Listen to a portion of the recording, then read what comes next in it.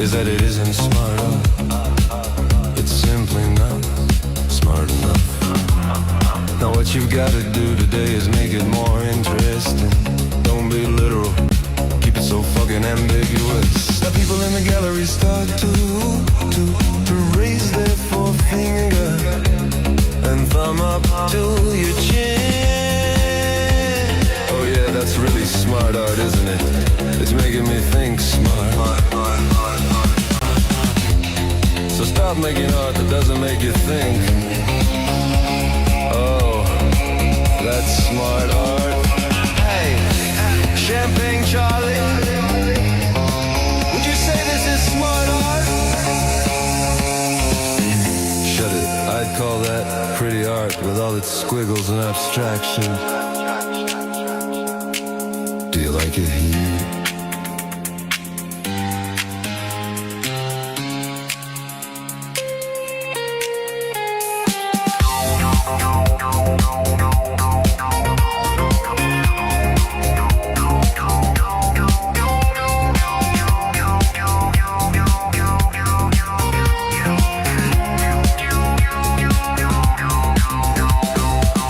I kinda do Champagne Charlie, I like the marks, I like the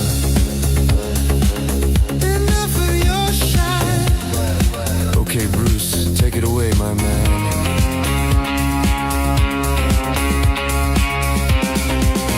You see the problem with your art is that it isn't smart art. It's simply not smart enough. Now what you gotta do today is make it more interesting. Don't be literal, keep it so fucking ambiguous. The people in the gallery start to raise their forefinger and thumb up to your chin. Oh yeah, that's really smart art, isn't it? It's making me think smart. So stop making art that doesn't make you think. Oh, that's smart art. Hey, Champagne Charlie, would you say this is smart art? Shut it, I'd call that pretty art with all its squiggles and abstraction. Do you like it here?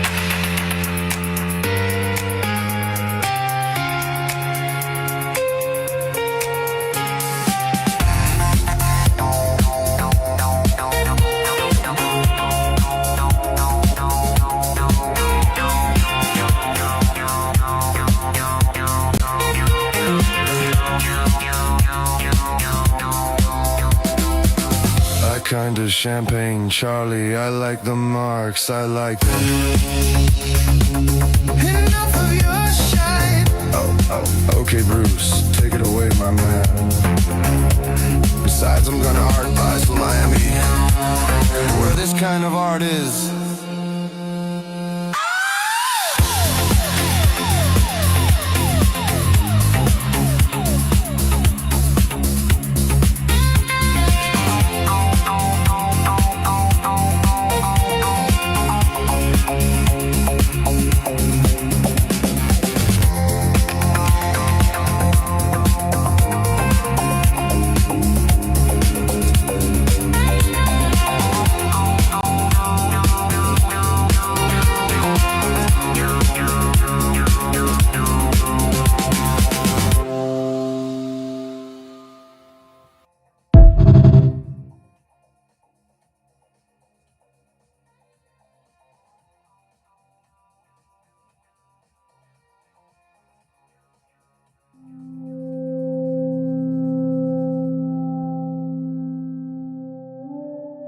The need opens the door to the little boy, but the little boy opens the door to the imagination.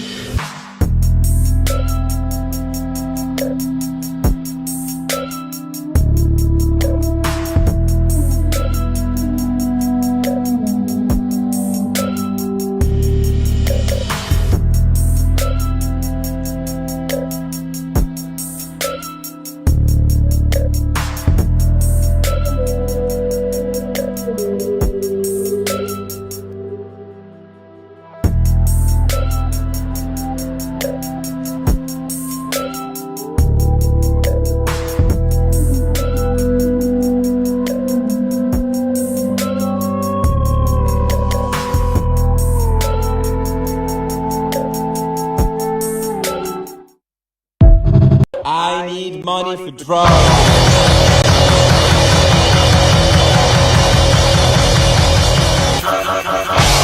This could be an empty Sunday. I'm just trying to meet Monday. Money for drugs. I need money for drugs.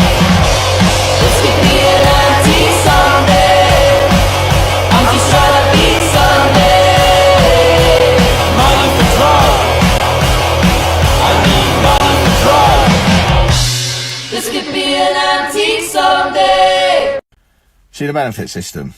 The people that actually benefit the most from the benefit system are the landlords and the shopkeepers. It's not like people on benefits have got fucking loads of savings and then they're going on to invest that. The money, whether it be, well, you see now, isn't it? But whether it be the housing or just benefits in general, obviously, like I say, I know it's all the one now under universal credit. But the money goes to the landlord, so it's ultimately the government buying the landlord's property, not the tenant. So the person on benefits isn't the one actually benefiting. It's the bourgeoisie and the petty bourgeoisie. Gonna just fucking talk to me? Adam. Gonna fuck... What you digging me for? Fuck... Oh, fuck. Sorry, mate. Sorry, mate. Adam, wait here, mate. Adam. Adam. Try to make it out the rat race. See I'm trying to make it to the land where the heart plays. Blessed to my heart says, death to my dark days. Sick of living in the grid, try to part ways. To the Saturdays, waiting with a bad taste. Everybody run about me for the classes. Sitting at the Scarface, spitting the cigar taste. Sudden paranoia and they're running when the car breaks.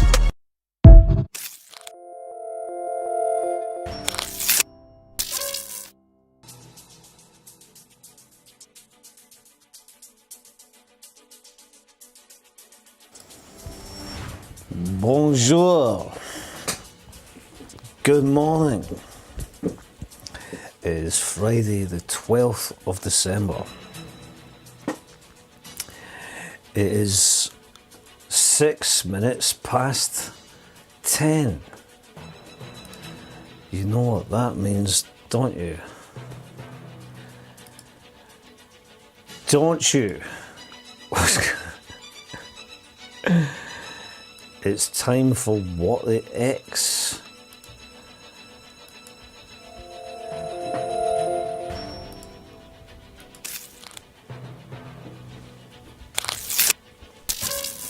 Welcome to What the X.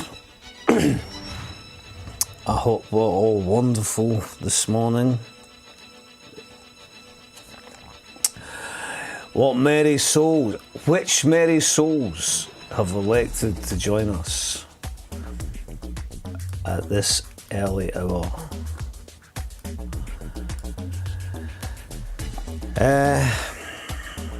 Where are we? Merry feckin' Friday to you. Matty Ross. Morning, Bob. Morning. Look at that. Have you donated to Discontent today?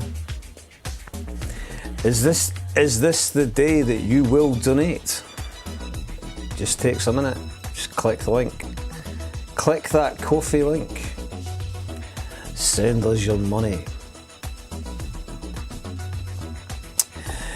Morning to you, Rona Whiffen. Who's on the recreational lemsips? Are you on the recreational lemsips, Kit Kats? Noisy Parker, morning to you.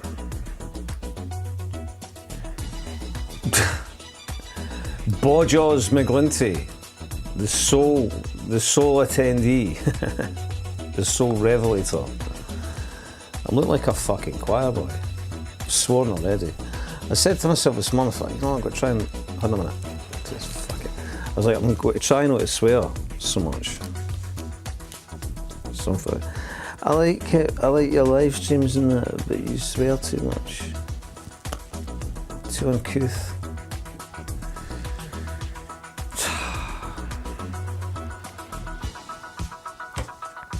It's a strange time. What are we going to get through? There's a lot to get through. We could get through a lot, or we could get through nothing. How's the tonals? Too loud, too quiet, just right? Just let me know, eh? Be sure to let me know.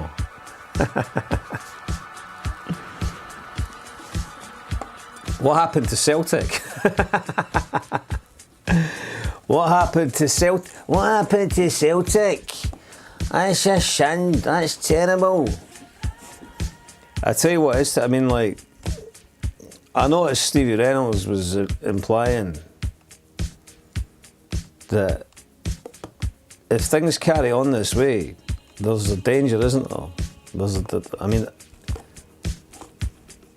it would be nice if someone else won the league, right? I can accept this, as long as it wasn't the Jambos.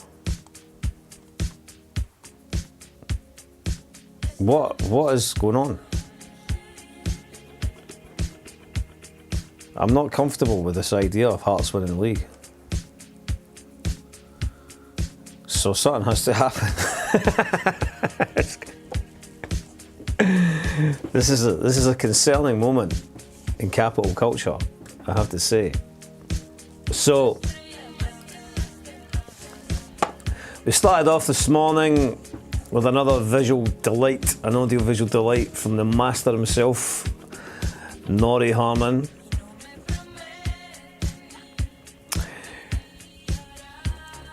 No, Felipe.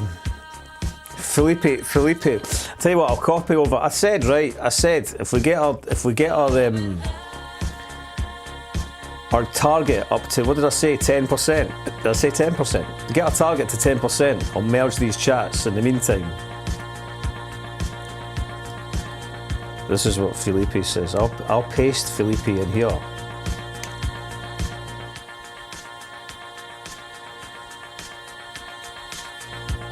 Right, this is what Felipe says.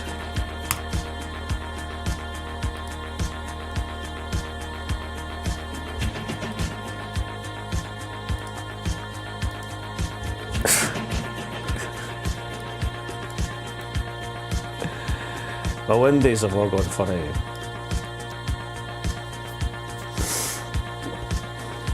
Who's feeling the World War III? Who would be feeling the World War III vibe?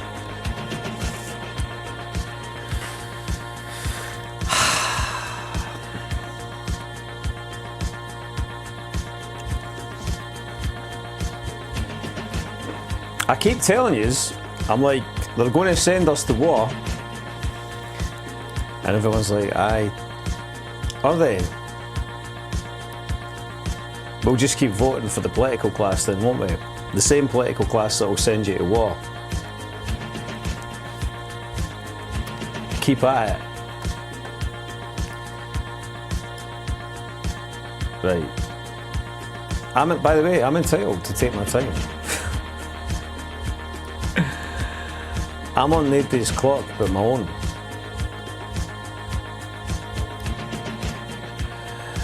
Right, let's have a look then.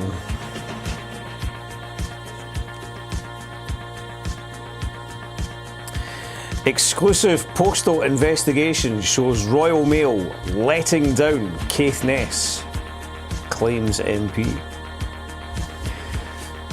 It's all going on in Caithness.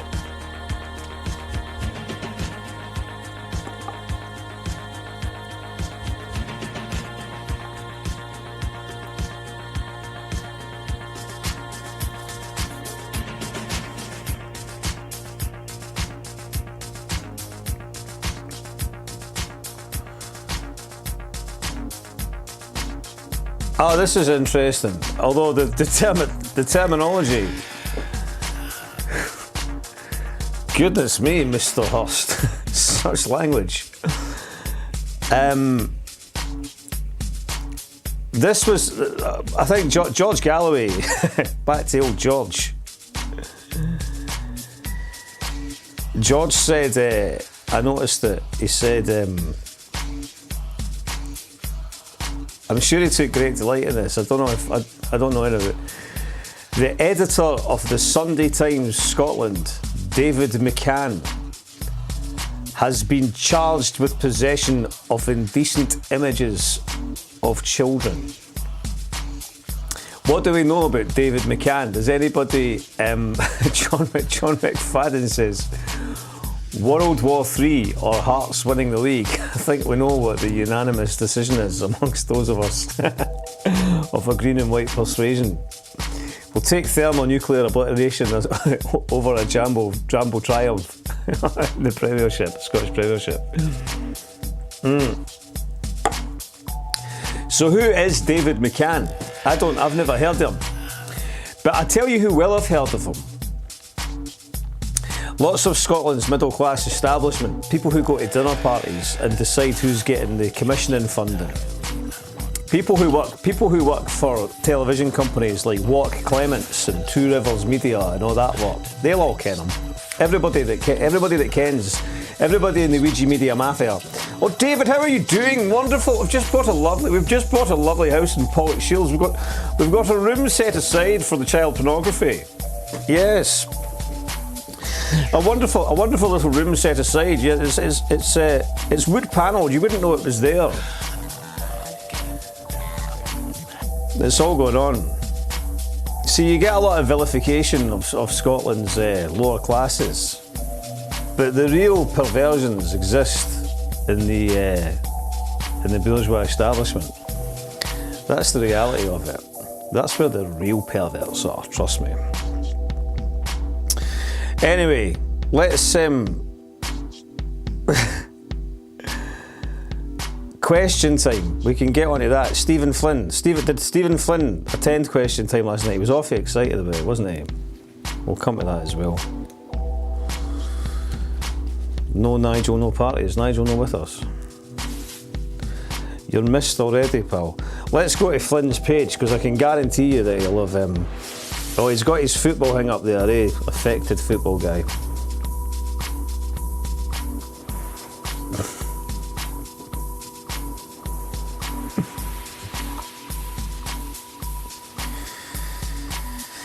He has Stephen Flynn criticises Nigel Farage. I'll have to put my hang on here so you hear this.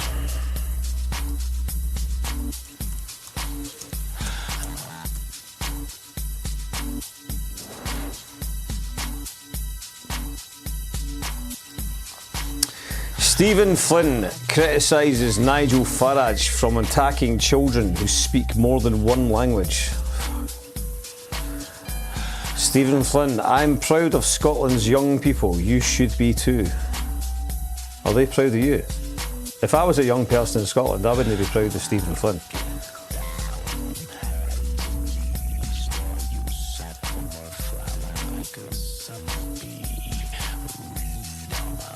I can't even be bothered. Right, let's see what he's got to say. Bilingual and multilingual despite being really young. And yeah, look, a bit like Angela, I've got one young kid who's in primary school, albeit in Aberdeen, not in Glasgow, and I've got a younger kid who's in nursery just now, and many of their friends are bilingual and multilingual despite being really young. And you know, the notion rehearsed that, hasn't he? That a man who aspires to be the... He spent all day in front of the mirror. It's tired, mate. You've done it too many times. Affected, contrived, tedious bastard. I'm not even interested in what he's got to say. I reserve a special contempt for Flynn as a craven, contrived member of the political class. Where's my bookmarks? I think I bookmarked it. There was somebody said something. Did I see it? We'll get to that in a minute, eh? Here we are. Armed Forces Minister says UK is rapidly developing plans to prepare for war.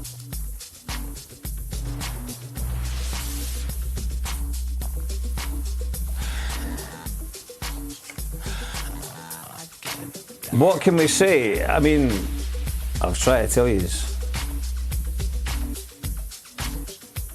Try to warn you, but you're like, that's just him, eh? That's just him on the internet. You'll not be saying that when you've got a hellfire coming through your kitchen window, eh?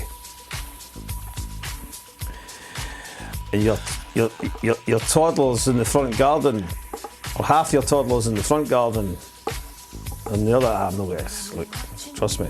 You don't think that these perverts, the monsters of capital, what do you think they see us? The contempt that they have for us. Have you any idea? And do you know what people like people like Stephen Flynn are? Supplicants.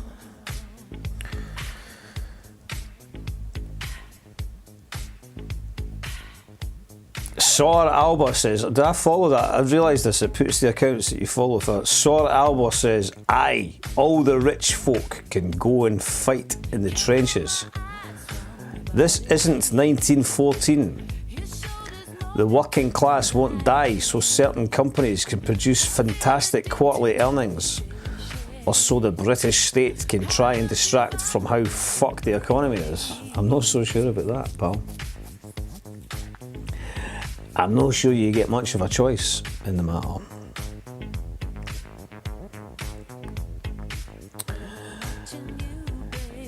Listen, they've been... people like that, people aren't, the working class aren't prepared for war. Why do you think they've been selling them Call of Duty for the last 20 years, right? They're fucking... it's like... Their skills aren't required in a trench. All you need to do is hold a PlayStation controller and kill somebody for fucking 2,000 miles away, right? That's how it's done these days, right?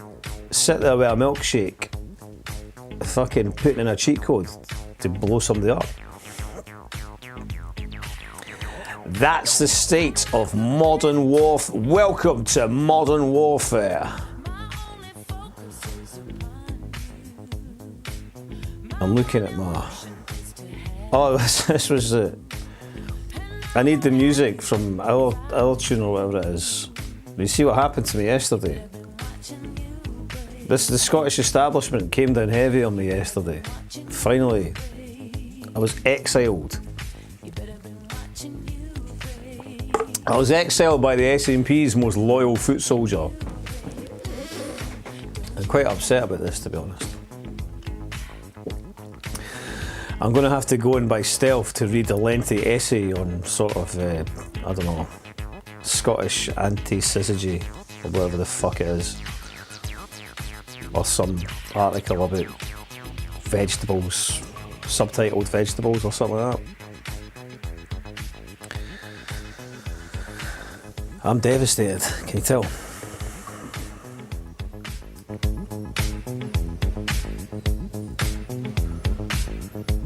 Who just left the YouTube screen? Fucking didn't bother coming back. We're trying to grow an audience here. What are you trying to say? Have I not entertained you enough so far?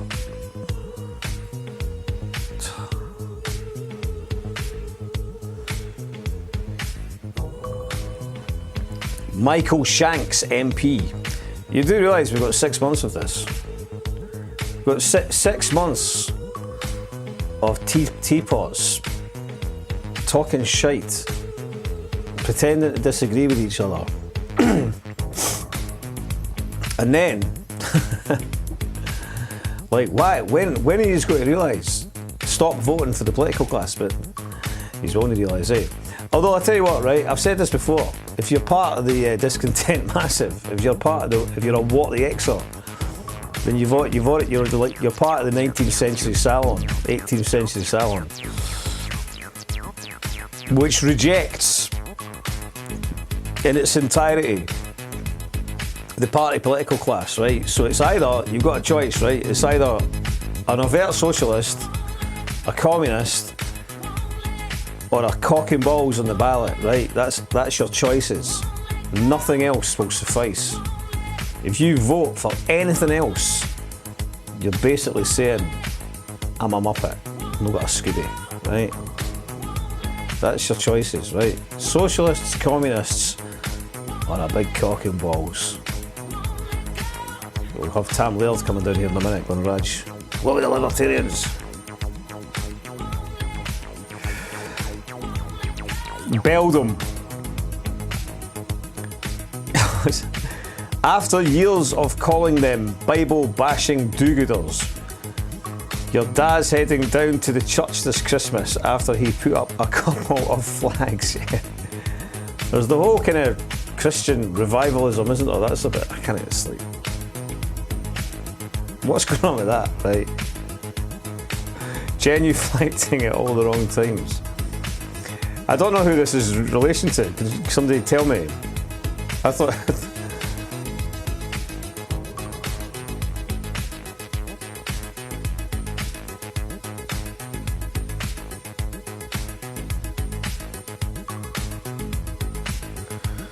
The Primal Scream are ascending into active rebellion, are they? I was at this gig and I was horrified. This transcends opinions on Zionism. The imagery was blatantly racist. I can guarantee that Primal Scream has just pushed hundreds of people away from their cause by exploiting the war in Gaza to be edgy. Fucking hell. There's a lot going on with that, with a statement like that. He's got a bit of an edge to him. Like, what edge is that? Genocide. Warped and self-indulgent. That's pretty decent, isn't it? Swastika eyes, that'll be that track. Did Bobby Gillespie, did they not do like a swastika salute or something at one point? Everybody got a bit annoyed with that about 50 million years ago. John White, the imagery is entirely appropriate and justified. Imagery won't bring back the thousands of dead kids in Gaza. But if it boils the piss of people like you, then that's a good thing regardless. Viva Primal Scream, fair play. This is what integrity looks like. We're listening to Stephen Flynn again. Twice in the first hour. Right, let's see what he says. We hold school kids up as an object. Oh, he's still talking. Absolutely repulsive. This was absolutely repulsive. I can't stand him. I can't stand anything about him. I'm not interested in anything that Stephen Flynn says. And nor should you be. Nor should anybody.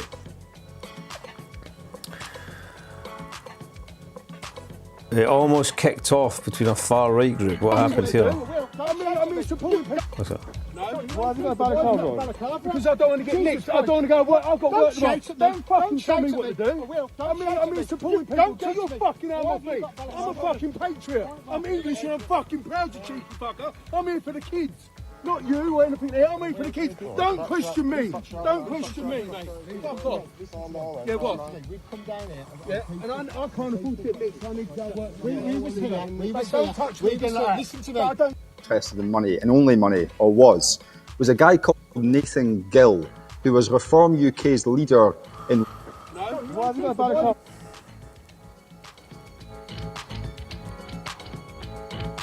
You need to help me here, like, this needs to become a bit of a support group.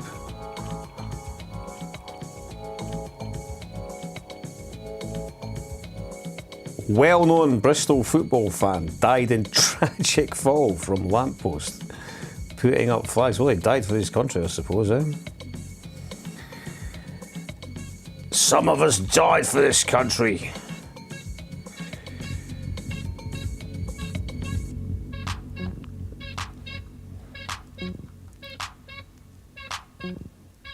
Well, they've reported them to the police. Primal Scream merged swastika with Star of David at live show.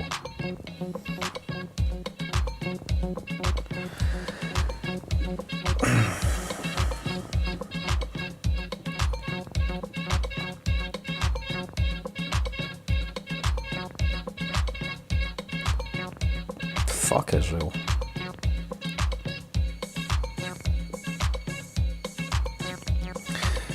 The Canary, here we go. I mean, we're just getting sort of like regurgitated 2017 culture now, aren't we? This is what we've been reduced to.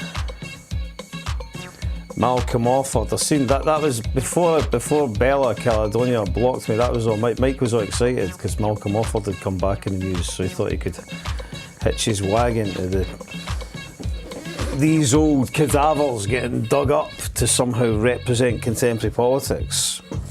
If I was a young person, I would be, I'd be beyond insulted that this is what you were getting served up, especially from those that claim to be on like some kind of alternative, independent media, just fucking flanneling all these teapots that have been around forever. What's the point of any of it?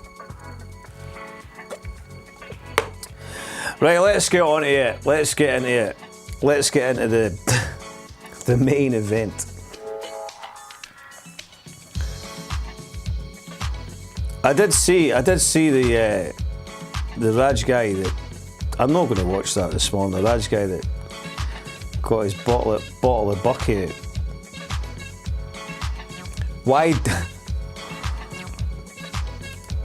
Why he block you?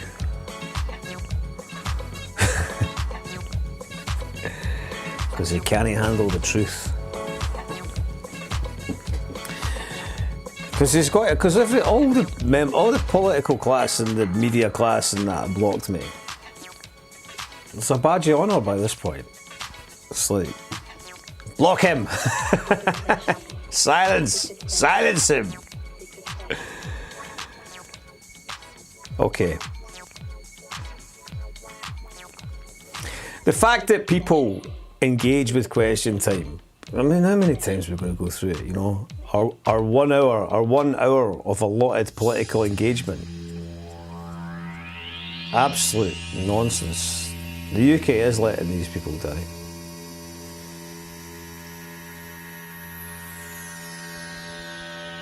Okay. Kessa Zura, Heba Maras. Okay, British government doesn't want you to know that there are 8 political prisoners on hunger strike right now, and 2 of them are in critical condition. Amu Gib, Kessa Zura, Heba Marasi, John Sink and T. Hoxha have all been refusing food for over a month, with Amu Gib and Kessa Zura on 38 days without food. The prisoners are known collectively as the Filton 18, who were charged with involvement in a direct action to disrupt the Elbit Systems factory in Filton. Elbit Systems is Israel's largest weapons manufacturer and produces drones and weapons which have been used against Palestinians in Israel's genocide on Gaza. The direct action took place before the prescription of Palestine Action.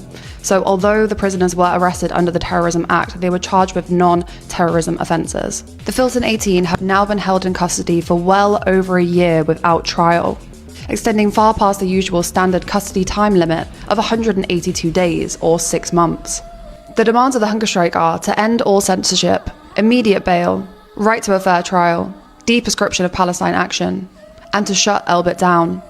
But the political prisoners have also reported other things, such as restriction to post and cell phones, medical neglect, and constantly being referred to as terrorists. Some of the prisoners, like Madeleine Norman, have been reporting from inside the British prison system on its deplorable conditions, and you can read more about this on the Progressive International. I will link the article in the comments. In response to the hunger strikes, Prisoners for Palestine have put out a call to action.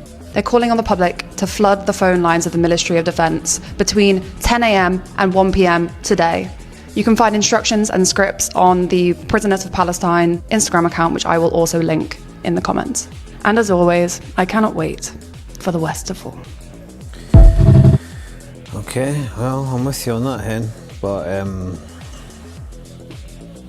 respect to these young people that are engaged in that militant action. The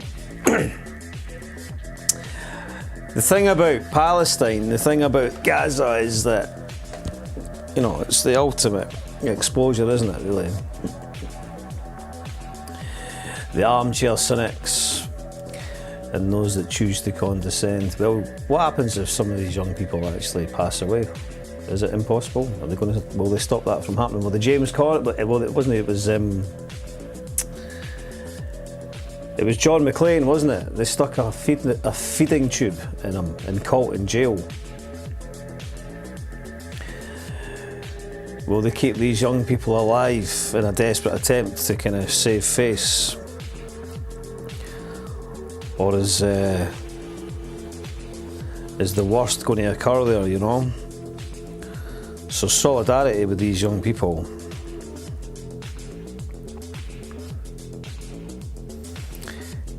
Angela Constance, she is absolutely mental, with all due respect. Wartime justice. They are slowly gearing us up into martial law conditions.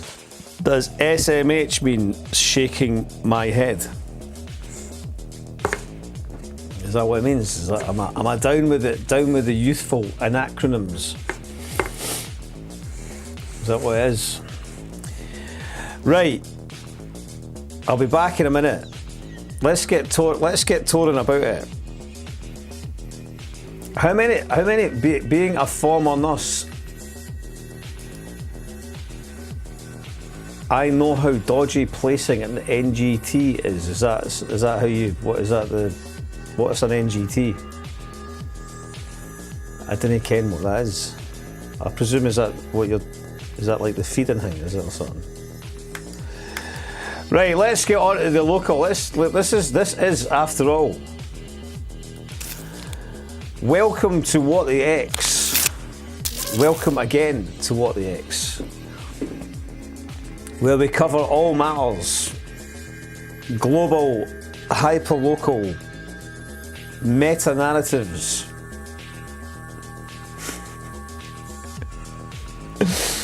Right, I'll be back shortly.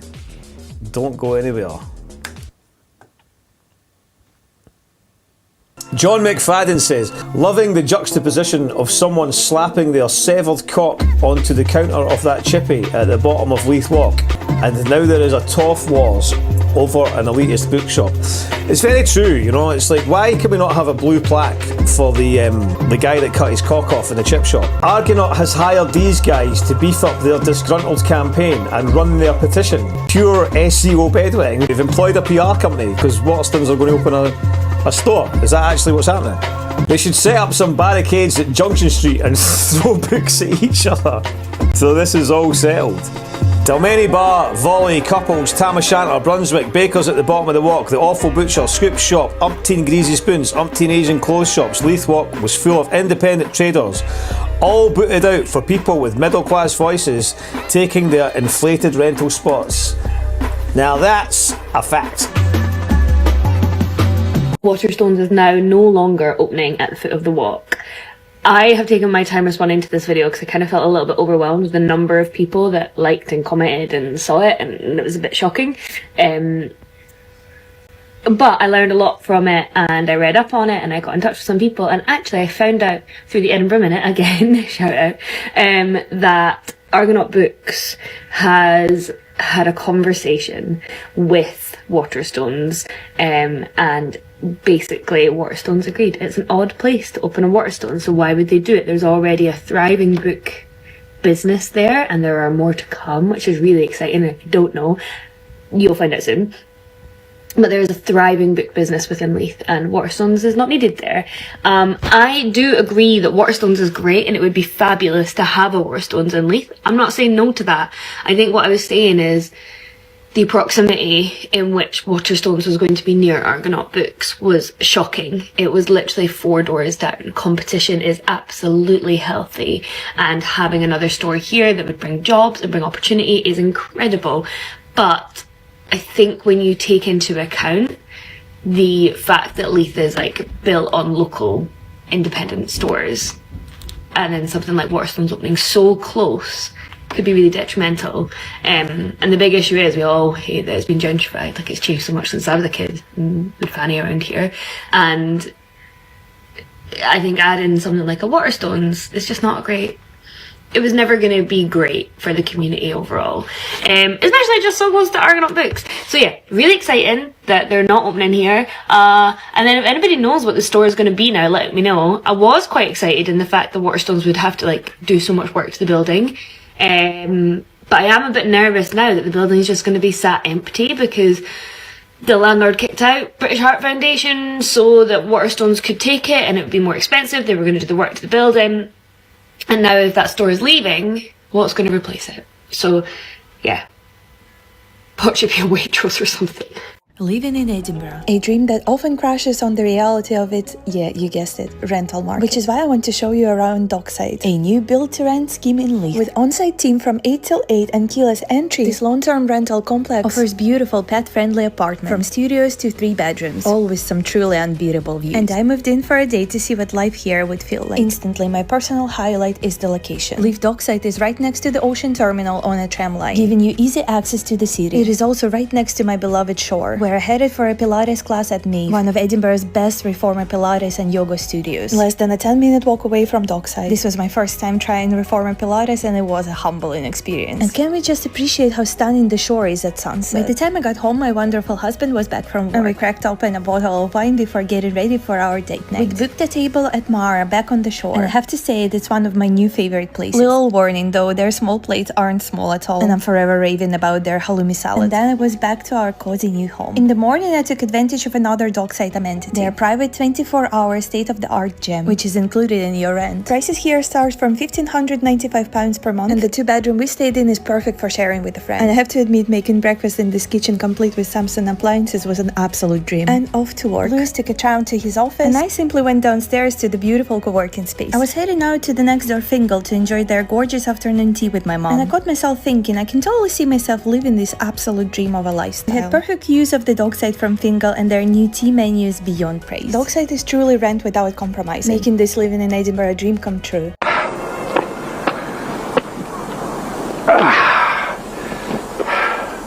On reaching the summit, one has a feeling of exaltation, of rejuvenation, and a touch of nostalgia, because I used to do this climb in under 30 minutes. What was I thinking of when I came up here in my unhappy young years? I'm not sure. It's a different person now who looks at this view, and perhaps the old one is gone forever. But I remember him most standing here.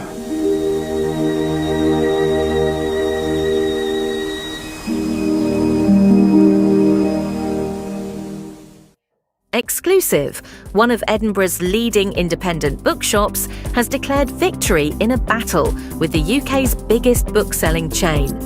The announcement has triggered hundreds of reactions and a fierce online debate. Here is a selection of the public response. Utterly pathetic of Waterstones to bottle it in the face of Argonaut's entitled whinging PR run campaign. A Waterstones there would have lifted the whole area. Now what? The unit will sit empty until another charity shop takes it. Good news for Toppings, who sell a wide selection of books, unlike Argonaut, with their extremely narrow focus. My god, he actually has one of those mustard-coloured beanie hats. It feels like a comedy sketch. He is the problem in Leith, not Waterstones. Resist the Gentro-Capitalists. Bit of a joke, to be honest. Waterstones would have been a great addition. They sell completely different books from Argonaut. I've shopped in both. I'm unhappy with how this was handled. If they're so up in arms about competition, then why not speak up when cafes, barbers or coffee shops open? I hope Waterstones finds a new location. This is incredibly disappointing news. Leithers, this is why we can't have nice things. This opening would have brought a decent number of jobs to Leith from an employer that scores reasonably well on Glassdoor. We'll never know how many bairns might have been persuaded to pick up a book for the first time. Given the niche interests Argonaut caters for, that's hardly likely to occur there. It's also why Waterstones never credibly threatened their business model. Some of the people celebrating this also bemoan a lack of job security or 0 hours contracts, without seeing the irony. Welcome to Scotland, where the mob rules and any semblance of business competition deemed wrong think by a vocal minority will be driven out of town. Controversial take, but I didn't see Argonaut go and talk with long-established and beloved Type Wronger and Toppings about whether they were okay with another bookshop on the walk. Imagine a national business bringing jobs and footfall to Leith. Hope this twat's little shop goes under. Victory!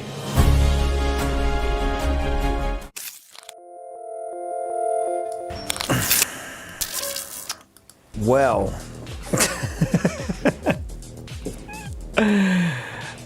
I don't really ken. I don't really ken what to say. But I think we've given you enough information there to figure out what's going on, right?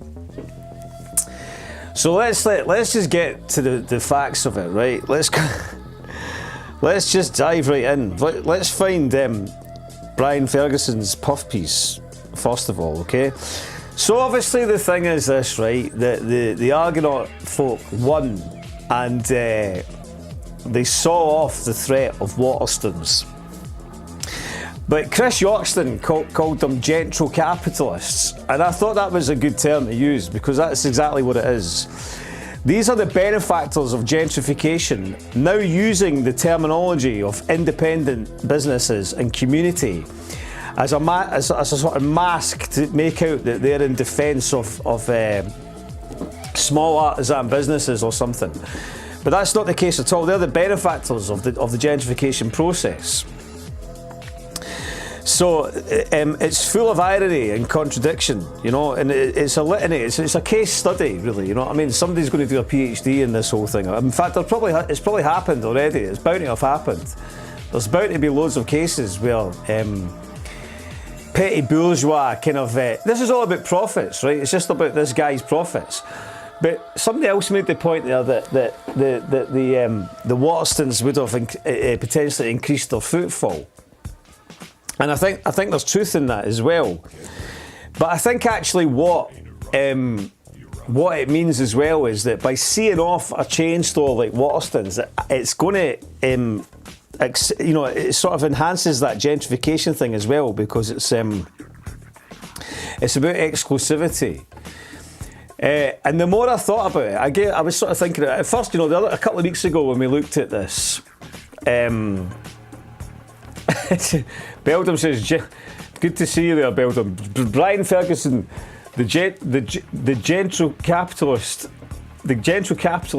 flater in chief. But I think the more I thought about it, right, was the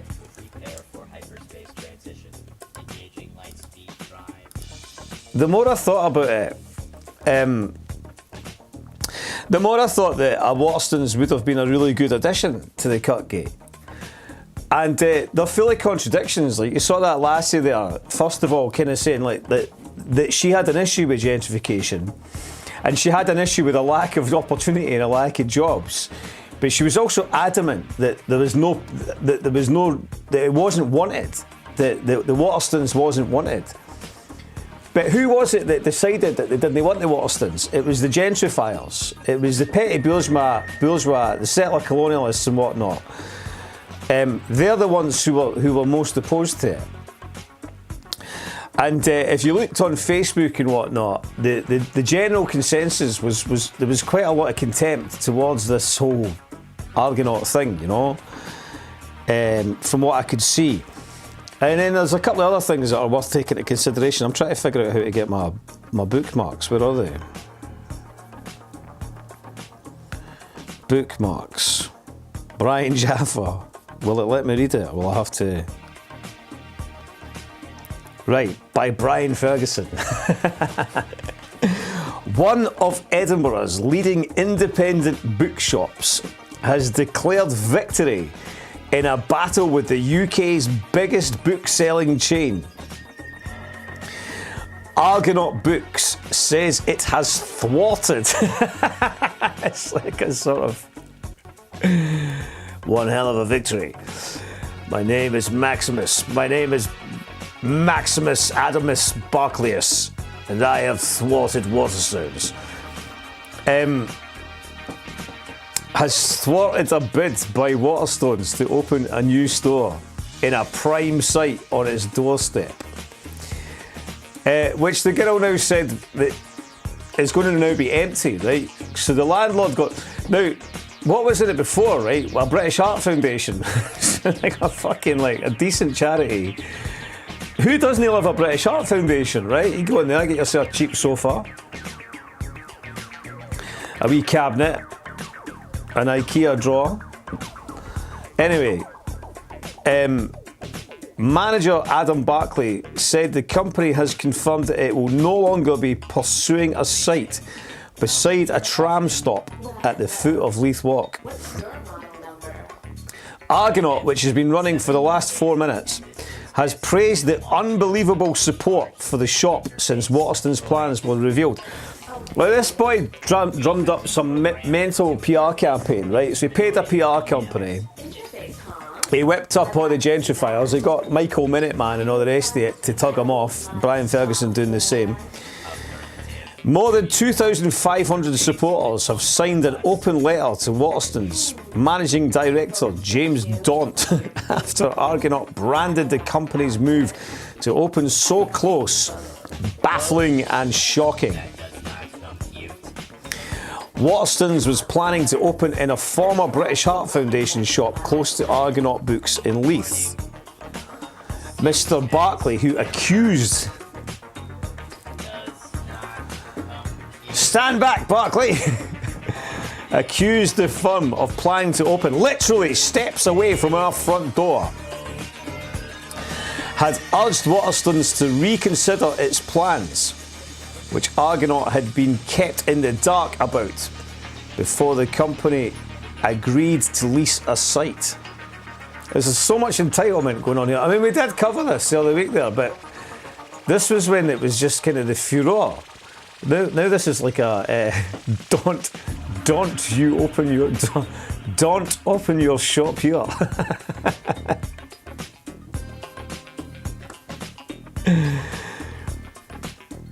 A representative of the company's head office agreed to visit the shop and was given a tour of the local neighbourhood after Argonaut claimed a new Waterstone store would be a pointless addition to the foot of the walk area. I found this language, again, the young lady that I played the clip from and whatnot, there's this very conclusive kind of mentality, you know. They've decided, nah, there's no need for this here. It's a pointless addition. But it's this notion of, that's why I liked Chris Yoxton's term, you know, the Gentro-Capitalists. It's this mythical idea that they somehow represent the essence, you know, the essence, the lifeblood of the community, right? I was thinking about what was in the Argonaut premises before Argonaut, and if I'm not wrong, it was a bank, right? So it's always been a bunch of cunts that have been in that unit, you know, so nothing's particularly changed. So there is some consistency there, perhaps. Argonaut is based in the former Leith Central Railway Station building. What's this tenuous link to fucking train spotting? Oh, this shite. Inspired the title. It's not. This is this mythology. This is what they do. This is textbook gentrification, right? Is they talk about the community, so they plant themselves there, and then they go and appropriate all the actual history of somewhere as if it's somehow relative to them. It's in the same unit that a fucking Santander was in, pal. It's got fuck all to do with Leith Central Station. What a bullshitter. About 100 metres away at the bottom of Leith Walk, Waterstones previously operated a store in Leith at Ocean Terminal Shopping and Leisure Complex, which is around a mile away.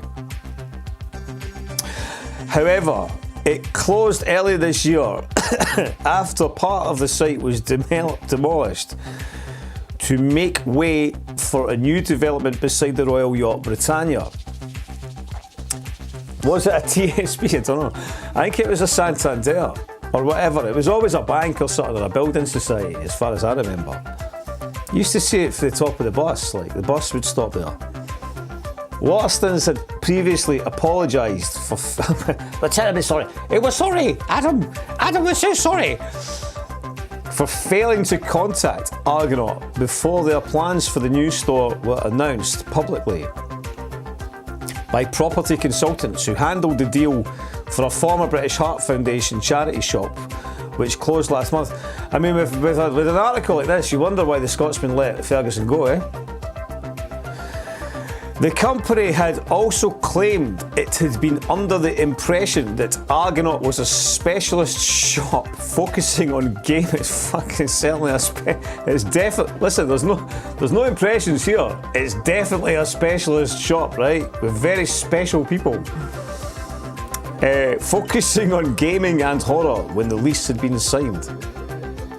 Mr. Barclay told the Herald, "We had an in-person meeting." I mean, look, the fact of the matter is, this Barclay guy practically had a hotline to the Prime Minister about Waterstones moving him, right? And he got blanket press coverage. You're even getting what? I mean, you wanted attention, pal. You're getting it now. You're even getting it from me. Which went really positively. I showed him the shop, showed him around Leith, and showed him the close proximity of the two shops, which seemed to surprise him. I didn't hear anything for a week. They're probably just like, fuck this. I'm getting too much hassle. It's been a pretty mental 3 weeks, to be honest. The fact it has resolved itself so quickly is pretty good. Waterstones have made the right decision. Fucking. The response. This is tautological, right? You said it, Brian. You've said it, right? You're excited to write your article. Have you got a word count that you get paid extra for the extra words or something?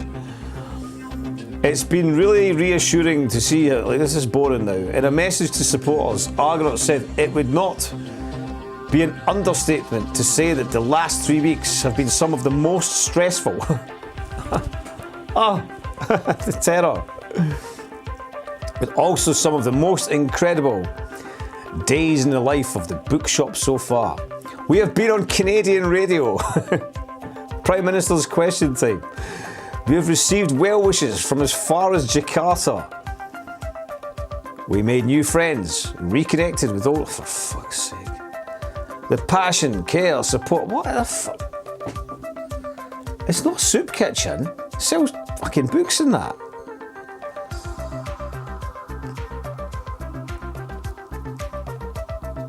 This is the same article 3 times in the one article, Brian. I can't even be bothered reading the rest of this. Waterstones have been approached for a comment, right? Okay.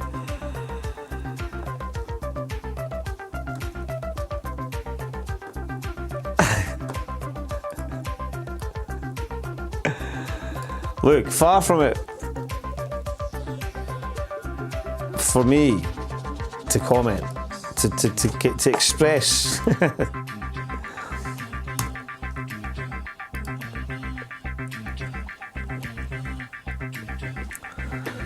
come on, man. It's a furry bookshop. They like the dereliction as it makes them look posh and safe in contrast, right? Not being funny, right? I was thinking about this more than I wanted to, if I'm honest, right? And the more I thought about it, I was like, a Waterstones would have been great in the Kirkgate. Genuinely. Waterstones, like, okay, we live in a... I would rather go to a Waterstones every day of the week than Argonaut pricks, right? What a bunch of snobs, right?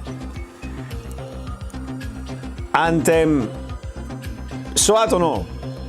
I find this whole thing a bit weird. John McFadden, Edina will be completely flattened during World War III, and Argonaut will be the only story on Edinburgh Live, with Barclay pointing at an unexploded weapon of mass destruction sticking out of his window. Yeah, I mean,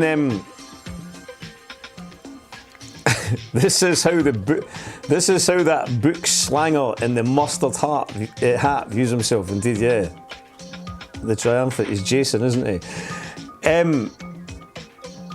I tell you what, though, right? I tell you what I think is quite interesting, right?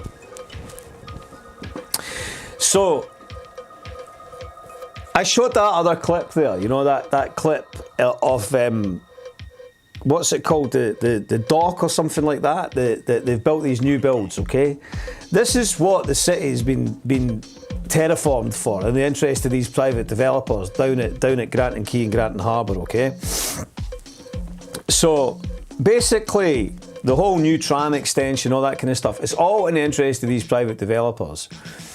And they're all marketed to international people and, you know, upwardly mobile middle classes, mostly from other places, right? So it's lifestyle living, right? So our city, Leith, as a place, has been branded. We know this for a long time. You know, if you're on a subway in New York or somewhere, you know what I mean, you're going to see adverts for Leith. And so they're selling this concept of a lifestyle, right? And the city centre has been socially cleansed.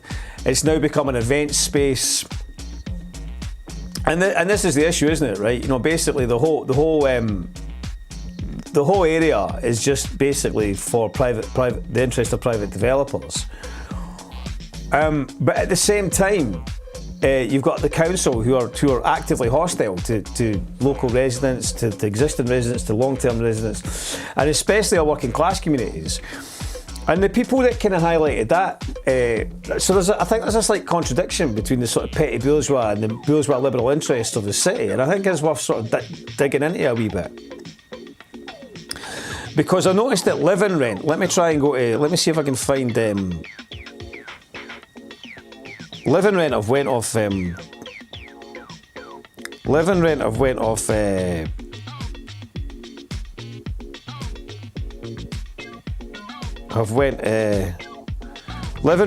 off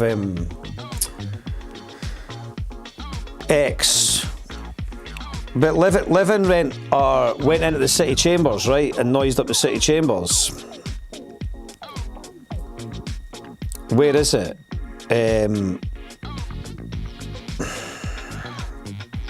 So Westfield Court. Is it here? Westfield Court in Gorgie, right? The council are going to knock it down. And people live there, right, and all the rest of it, right? The living rent. How much press attention has this been getting, right? So right now at the minute, basically the council are operating a particularly hostile. They're knocking down buildings all over the place. They're knocking down flats all over the place. They're knocking down flats in Muirhouse that I don't know whether or not it's absolutely necessary they knock them down. But you can guarantee them whatever they rebuild will not be the same amount of people. It won't just be a like for like. They'll give a tiny amount of social housing. They'll make a whole bunch of mid-market rents. Gary Fraser was talking about this before. And so they'll continue to erode and cleanse the area, you know? And this is all to suit the private developers down at Granton Quay and all the rest of it. So let's see what the living rent guys are saying here about the Westfield Court. Oh, no, a minute.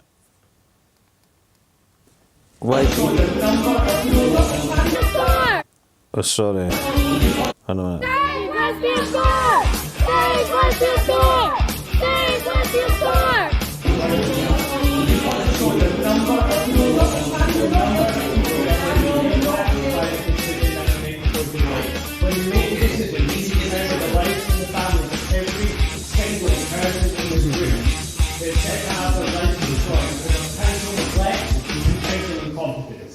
We're here today as the residents of Westfield Court. We stormed the meeting of Edinburgh City Council to demand that councillors do not vote to demolish our homes. We made sure every single councillor in that room is quaking in their boots. We won't take anything less than our homes repaired. Every single family of Westfield Court getting to stay there. Shame on you. Shame on you. Do you have a vote today, John? Yes, of course. We just chased Tim Pogson out the door, demanding if he would answer us on whether he's going to vote to demolish Westfield Court. Funny enough, he doesn't have an answer. He said he's going to speak to the other councillors on the committee. But this is the housing convener of Edinburgh City Council still refusing to say whether he'll demolish hundreds of people's homes. We had a councillor from the Conservative Party tell us that it was unbecoming to stand up in this housing committee and say that our homes should be repaired. Frankly, what we think is unbecoming is Edinburgh City Council neglecting a historic building in Edinburgh for decades. What we think is unbecoming is Edinburgh City Council thinking it's acceptable to demolish hundreds of people's homes when we can repair it. Save Westfield Court! Save Westfield Court! Save Westfield Court! Where are they going to put us? Have they got enough tents to put us all homeless people in? I can see that. Prince Street Garden full of tents. I was here today to stop the demolition of my family's home and many other people's homes. My home, a hell of a lot of other people in that block. Don't just throw us out. Don't steamroll us, please. Demolishing the building is just morally wrong. You would be destroying so many people's lives. I was just in a state of shock. One councillor has stopped to tell us reassuringly, we think this is what's going to happen. This other person, who is of serious ranking, they're running up the stairs, and I'm just... He doesn't represent me. He doesn't represent any of us. It felt very powerful as well. I don't know how many of us, there are at least like 20 to 30, if not more. The whole layout of the room felt a bit disrespectful. Why was the sitting area so small and such a huge area was reserved for the councillors there to discuss about our problems? It feels like they don't care. I've been asking for a repair for over a year. There's people here been asking for 37 years, if not more. They're complicit in displacing over hundreds of people out of their homes. How can you be okay with that? The person running up the stairs doesn't care. Yes, I was offered a place. Away at the other side of town. Away from all the people I know, family, places I know. I would never be able to afford a mortgage. I would have to move out of Edinburgh. I have no idea where I can end up. Even with the best will in the world, the council realistically cannot find me alternate accommodation. If I go in the private sector, I cannot afford that. If our homes were to get demolished, we would have nowhere to go. I don't feel the council have done their duty as factors, and they are not taking responsibility for 40 years of neglect. We shouldn't have to suffer as a result.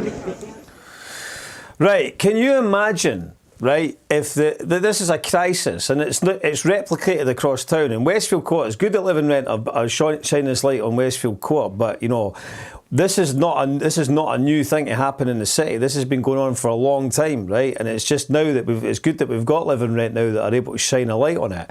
But can you imagine if this story had been given the same amount of exposure as petty bourgeois little NIMBY and his bookshop? Is there not a comparison to be made there? Dalry and Gorgie are next on the list for mass gentrification. It's already started at Dalry and it's going to work its way through, and they'll come at it from the other angle as well. Edinburgh City Council doesn't operate in the interests of Edinburgh residents. Edinburgh City Council operates in the interest of private developers. Paul Lawrence is a developer's shill. Paul Lawrence is mafioso, you know, is private developer mafioso. How Paul Lawrence is the chief executive, how he managed to ascend to this position, there should be an inquiry into that in itself. And our councillors are incapable of defending and representing the rights and requirements of citizens of this city. We need a public revolution in Edinburgh against the City Council. We need to remove the party political class from Edinburgh City Council. They've basically destroyed the city and they've handed over the running of the city to CGI Group and private developers. And what they've done is they've violated every aspect of the city. And now we've got a situation where people who have been living in accommodation, the accommodation has been put in a state of managed decline for a long time. There's sections of the city, if you look at what they're doing at the Banana Flats, there's a Balfron Tower whole situation going on there, where all of a sudden they've got this big development going on there. Well, that's because they want their hands on that property. The property's got Providence as a kind of piece of brutalist architecture, all the rest of it, but by the time they do the works on that property, the people that currently live there will not live there. And they'll find new accommodation for them, they'll do all kinds of things, and eventually those properties will be taken over by private interests, and the real estate value of them will be reflected on how much it costs to live in that property, right? They're going to knock down these people's homes. They're intent on knocking it down. At the same time, the same council that are wanting to do that are trying to tell us that we need a multi-billion-pound infrastructure project in the name of the tram that's going to tear up the city, that's going to scar the city beyond recognition, that's going to impact us all again. Paul Lawrence still hasn't got North Bridge sorted out, right? North Bridge is years and years over time frame and millions of pounds over budget. Any other chief executive in any other council in any other part of the planet would have been sacked and told to get his jaws, and somehow we're all just saying nothing about it. Paul Lawrence can walk about like Don Mafioso, you know. What's this? People are saying here. Use my tunage back. No prizes for guessing what will go up on that site. Hey, it's Student Flatsville. Any crack on this Keep Edinburgh a Thriving weapon on Instagram? He is a massive weapon, but he's not as much a weapon as others. I mean, he's a bit of a weapon. He's got this idea that anything commercial is positive. Going on for decades, you're spotting. They need to all buy stupid yellow hats. You can buy them with holes pre-ripped in them. They will start paying attention then. That's worth considering, like, you know. Waterstones should try to compulsory purchase Tynecastle and build private flats. But listen, right? It's quite a serious thing in my opinion, right? The Westfield Court thing. It's like how many people how many ardent supporters of Argonaut books, right? How many of them are either members of Living Rent or have been interested in supporting Living Rent in this endeavour to try to stop the demolition of Westfield Court, right? Westfield Court should be the #1 issue in the whole of this city. And these other buildings that people are going to lose their homes in, right? People have been living in the same communities for a long time. We always have these fetishised insights into what happened to, when they knocked in the Gorbals and everybody lost their communities and all that sort of stuff. You notice people like the Argonaut people, they always use terms like community and stuff. These are the buzzwords that gentrifiers always use, but that community is not representative of the existing community that they're dancing on the grave of, you know? It's always about the new community. That's the community that they represent. But all of these people, this Adam Barclay guy, right? This guy that seems to have a hotline to the fucking political class.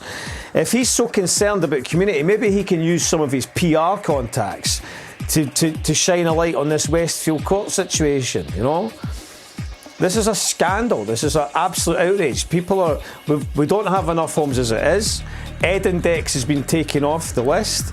Edinburgh Council refused to build any more social housing. There's a whole year of absolutely no interest in social housing. And these people are interested in what? They didn't want competition for their favourite bookshop. What's their priorities about here? It's very clear what the class interests are, right? This is about class. It's about nothing else other than class. That's what this is about. And the Argonaut books thing is really interesting because really it's just exposed them all, right? Because they've all come out. They've all got online and that, like the 2,500 people that signed that competition, basically what class are you all a member of? It's very obvious, right? So they look, and to somebody like me, they look vulgar. That's how I see these people. You're vulgar, right?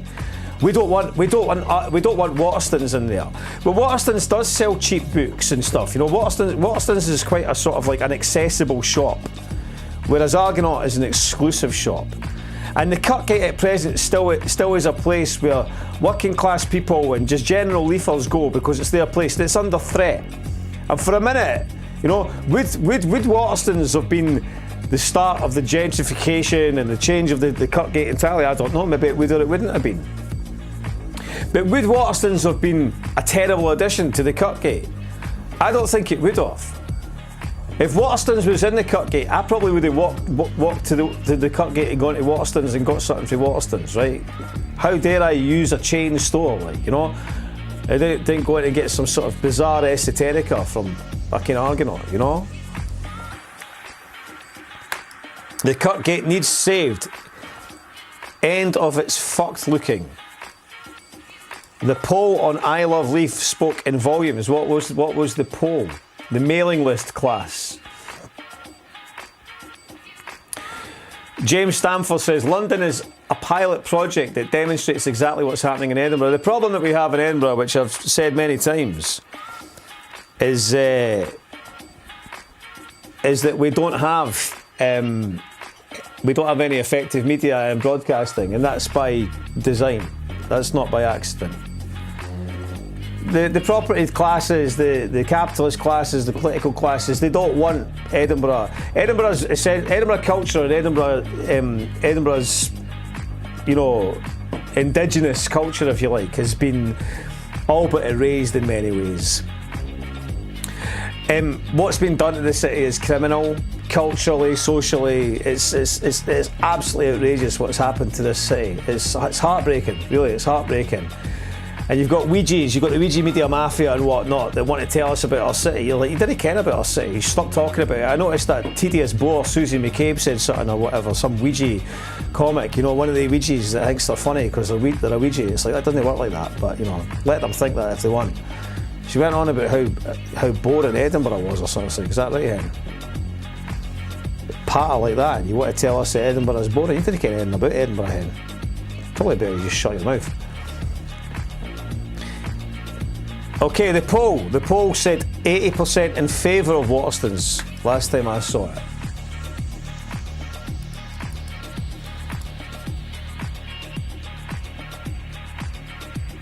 Dear old Edina, eh? Hollowed out, as you say. I'll be back in a minute. Everything's so damn expensive. You know, like how much the rent is. It's like my household bills are horrendous. My piggy bank's been emptied, walking around with a clenched fist. I've been shelling out so much peas of late. Petrol price gone up, gas and electric price gone up, bill for the whole food shop gone up. Everything's so expensive. Borrowing, lending, it's like man, I'm on a constant spending. My Apple Pay's been active, you know, see the payment pending. Bitch, don't kill my vibe. You heard the soundtrack, Kendrick, swear down on my life. Everything's so damn expensive, poor me. The engine light popped up on my whip, that's more P. Plus the ticket man called me. Parking on double yellow lines like twice in a day, now that's what you call peak. Wi-Fi came out, same time tax and insurance came out. I was like blood clean. I can't catch a break. Every day tapping on Apple Pay like the money ain't real, but it's not funny still, car I'm only on an average wage. Let me elaborate. I can't afford to go Cali Blaze. Sometimes I might go grab a ray with family mates and enjoy the cabaret. Everything's so expensive though. I just brought these essential clothes. Cost man an arm and a leg, you know. I can't wear no replica. Everything's so expensive though. I just brought these essential clothes. Cost man an arm and a leg, you know. I can't wear no replica. Welcome to adulthood, where everything's money. Dipped into my savings, that's why I look back, ain't anything funny. I'm just trying to save, trying to go away, pissed cause I gotta postpone it. Work like a slave, mentally drained, bags under my eyes really shows it. Oh shit, really feel like the government's trolling soldiers. Cause even when we're broke, we ain't broken. Okay, might feel like a little bit salty when the money's finished, a jolting. But if it's mine, I'm own it, I own it. Everything's so expensive though. I just brought these essential clothes. Cost man an arm and a leg, you know. I can't wear no replica. Everything's so expensive though. There is another appointment that I keep each and every day, and that's lunch. A woman of my age working in a place like this needs to keep her energy up, so no mad diets for me. Plus, it's macaroni cheese day in the Scottish Parliament.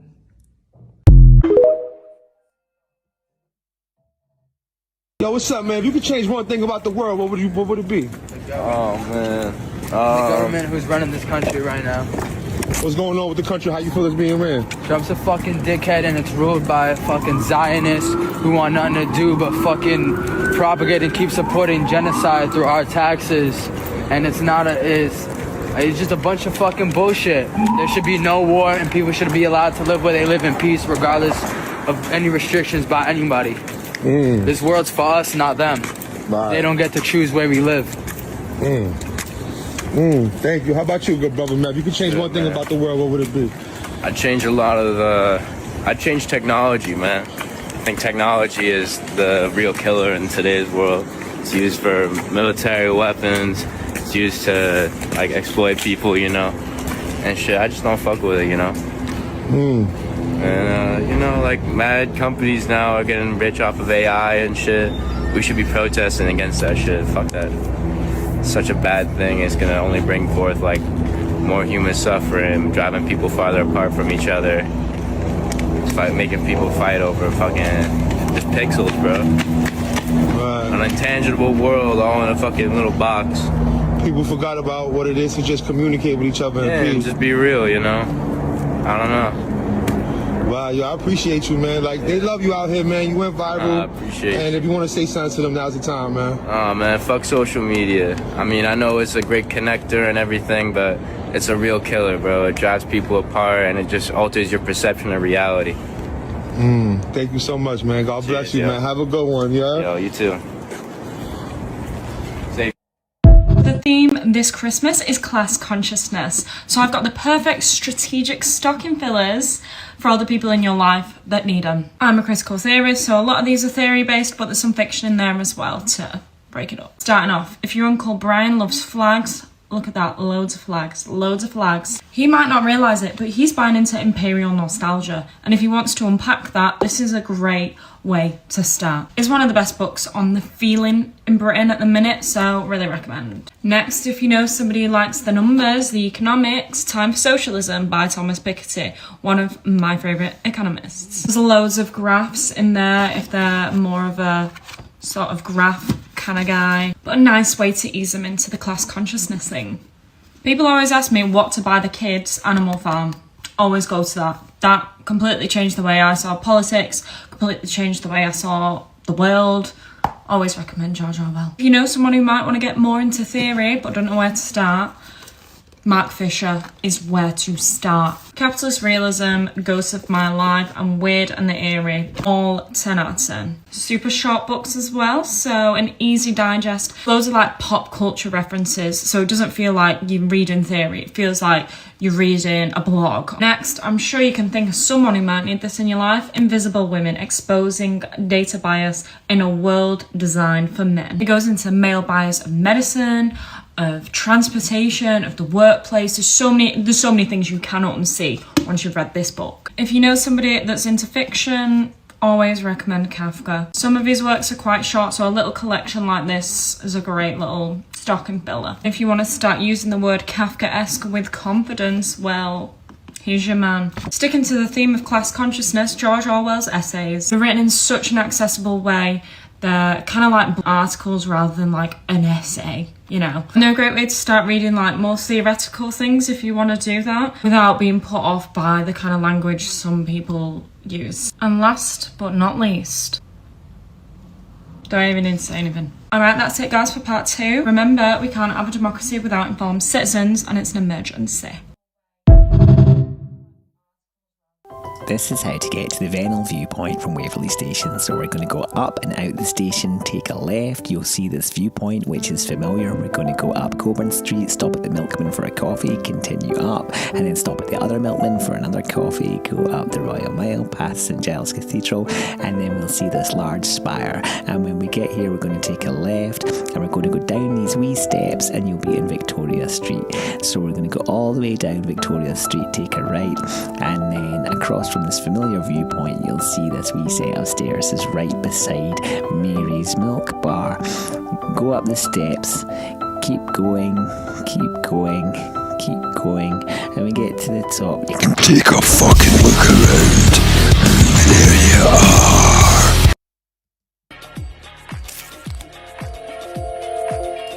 Right then, entering the home straight.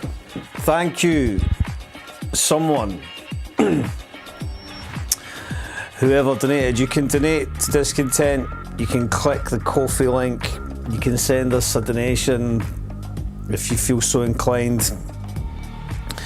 If you want to support independent news and media, art and culture, feel free.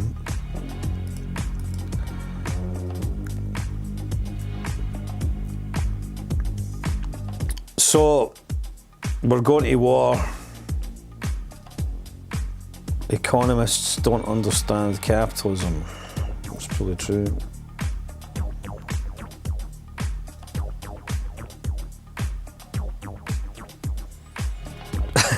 Balaclava, rosé beads. Lie about being employed.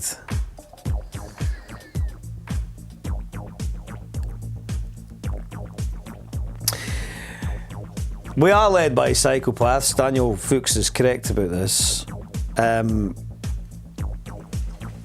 What are you going to do about it? If you elect the party political class, if you participate in neoliberal democracy, then you're kind of part of the problem, aren't you?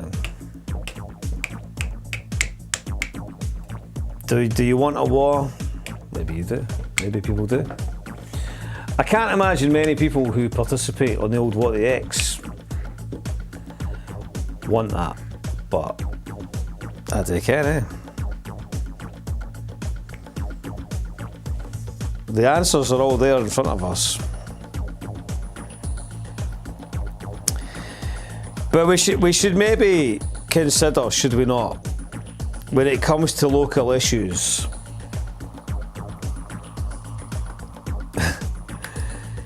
signatories from Jakarta and Canada, 2,500. I look forward to visiting Edinburgh one day and popping in for a copy and a book. Can I give you a shout for a couple of t-shirts through the Patreon? You can, you're better to do it on, I'll be sending my Patreons a very special message shortly. They'll be like, oh, about time. We will have,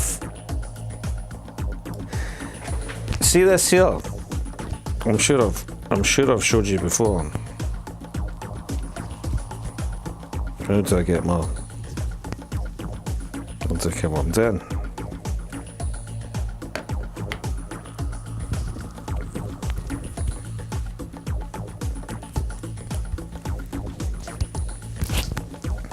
Look here, with the egg stain. No more beautiful pictures. I'm sure I've showed you my Jaffro's massive. We're getting some cool discontent merch put together. At the minute we've only got white discontent t-shirts left, but they're cool. So you can get one of them from the Ko-fi site if you want.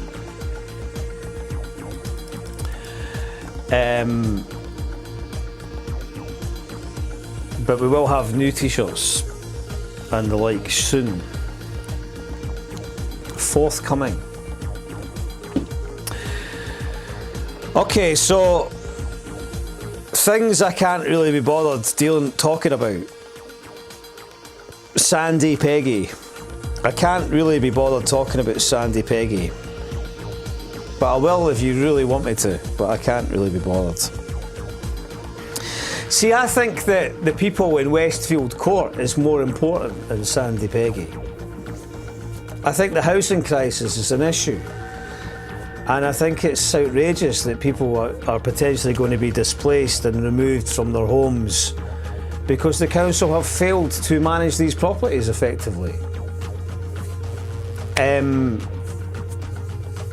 I think that we need some kind of a public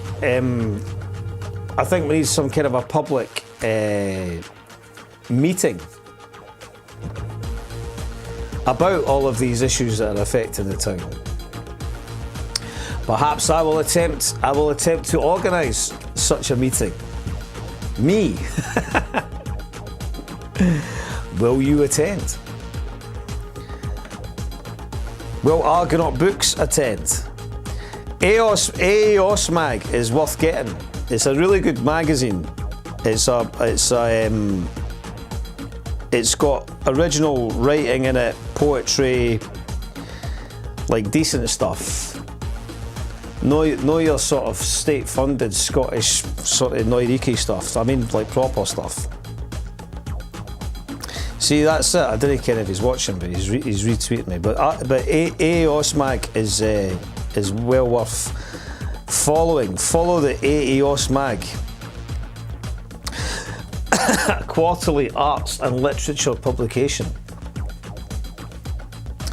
which I highly recommend.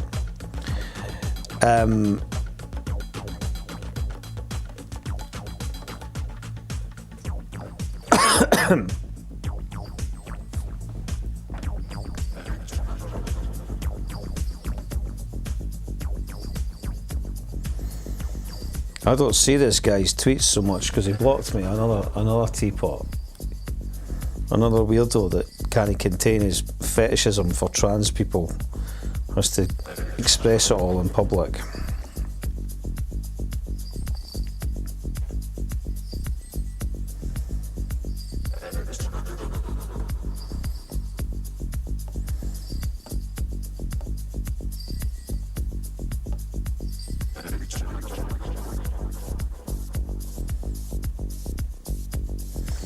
This is my Glasgow.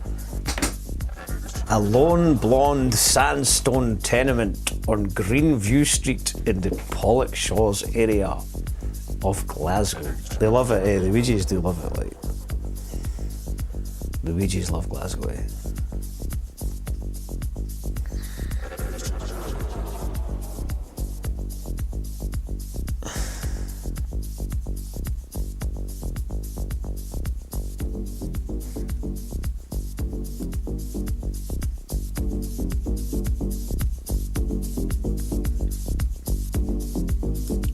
AEOS Mag reposted the stream. There's a good point. Who has reposted the stream?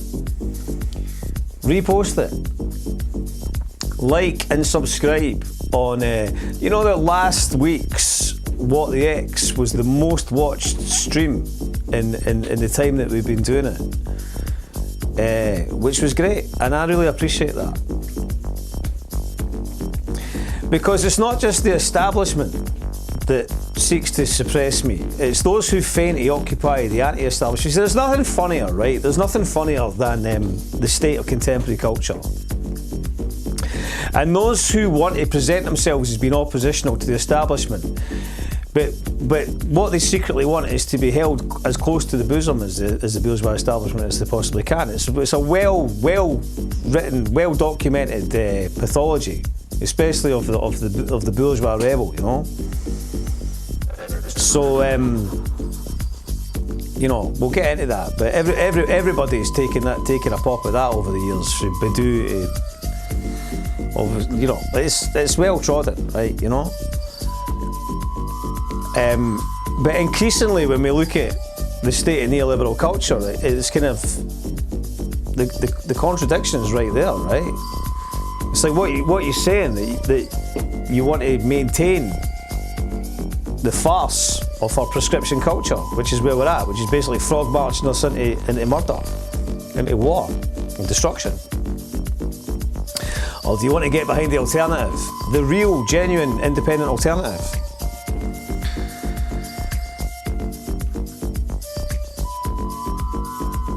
I'm quite into this recorder.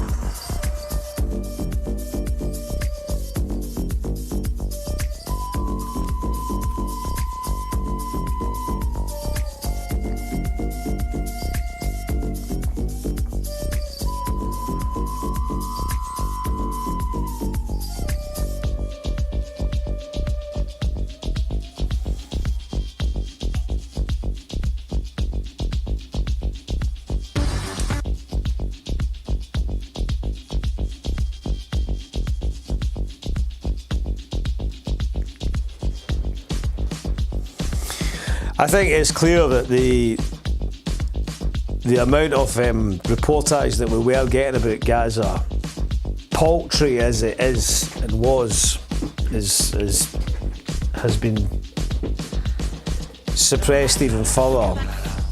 Thank you very much, Freddie, for reposting the stream.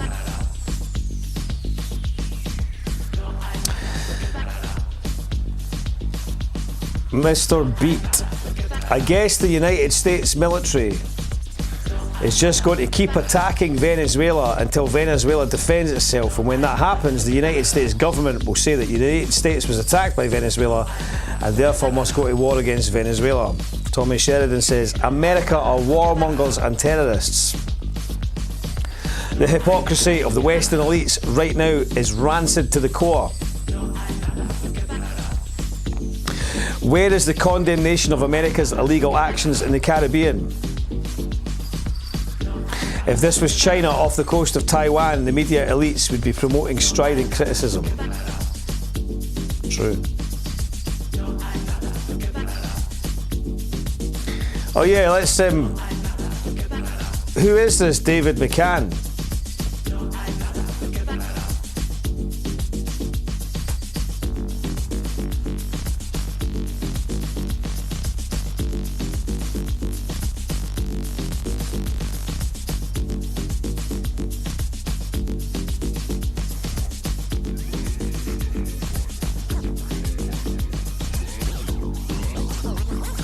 This is him here.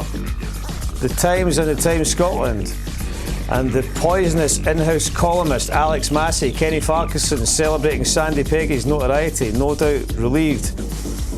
It takes the heat off their editor, David McCann, arrested and charged with indecent communications.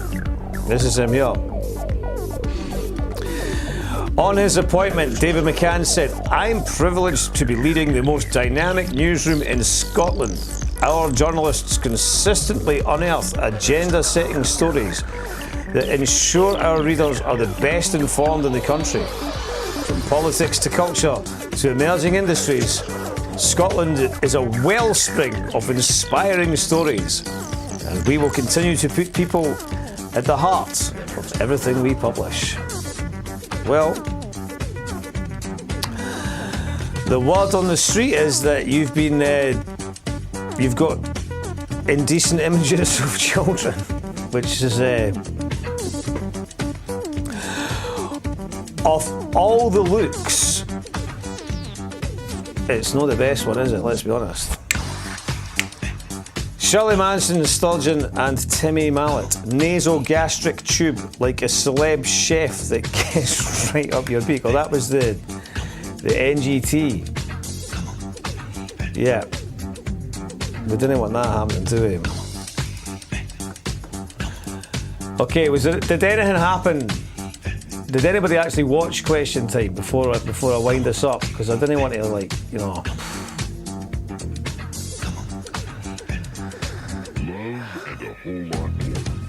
I didn't know if I've got the energy for that. But you know,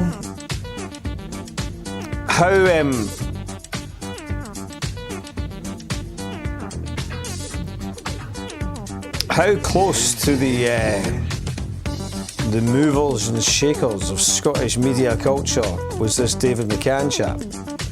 I bet Hugo Rifkind kens him. David, I bet you've had dinner with him many times. They've all had dinner with each other. Dinner with each other. Right. What's the weekend's fixtures? Shall we start doing a sports report?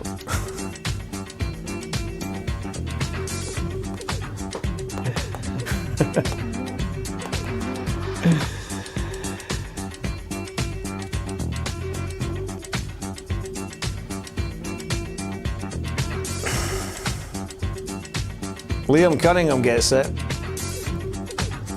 The EU is manufacturing threats so they can send your kids to murder other people's kids and be murdered. Ireland's neutrality has never been more important than it is now. Don't get played by these psychopathic warmongers.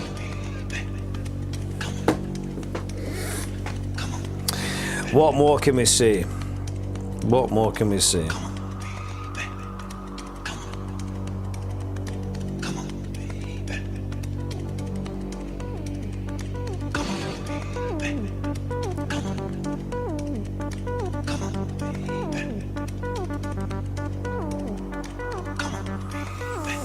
Stop voting for the political class.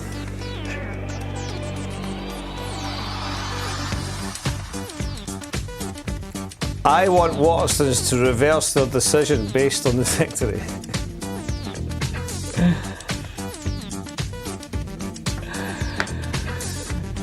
James Stanford says, not enough time in my life to watch the wearing tweed class undercover in the audience of Question Time. Exactly. Right, we're nearing to the end of this morning's What the X. Once again, I've enjoyed having you all here. I hope you have a nice weekend. I hope the weekend brings you much fruits and pleasure.